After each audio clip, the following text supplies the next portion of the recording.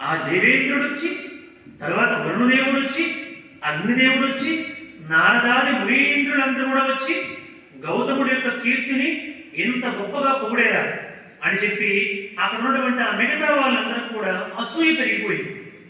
చూడండి, 15 సంవత్సరాల పాటు వర్షాలు లేక, తిండి లేక ఎంతో ఇబ్బంది పడితే వాళ్ళందరినీ తన ఆశ్రమంలో పెట్టుకొని వాళ్ళకి అన్నపానాదులన్నీ సమకూర్చి పెట్టినటువంటి గౌతముడి పైన వీళ్ళకి అసూయ కలిగింది.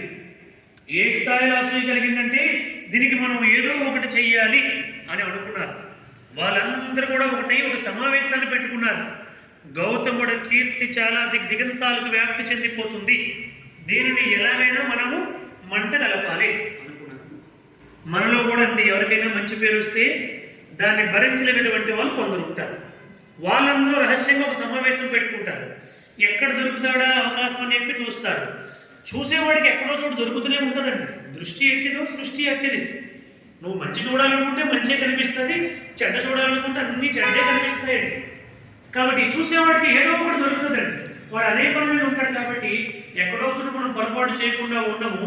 వాడికి ఇష్టమైతే పెద్ద పొరపాటు కూడా ఏమీ లేదంటాడు, వాడికి ఇష్టం లేకపోతే చిన్న పొరపాటు కూడా మహాపాపాల వల్ల ఇదే పెద్ద పాపం అంటాడు.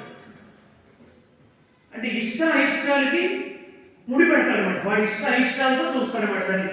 అందుకోసం మనం దాన్ని ఎప్పుడు పరిగణలోకి తీసుకోకూడదు. ఈ లోకం ఇప్పుడు ఇలాగే ఉంటుంది. అభివృద్ధి చెందేవారిని, వాళ్ళు ముందుకు వెళ్ళేవారిని లాగుతా ఉంటుంది. వాళ్ళని కిందకి తొక్కి వాళ్ళ మంచి పని చేయకుండా, అభివృద్ధి చెందనివ్వకుండా, మంచి పేరు రాకుండా, మంచి కార్యక్రమాలు రాకుండా చేయడానికి ఎప్పుడూ కొంతమంది ఉంటూనే ఉంటారు. వాటిని ఏ రోజు కూడా మనం పట్టించుకోకూడదు అని మనకి ఈ దేవీ భాగవతం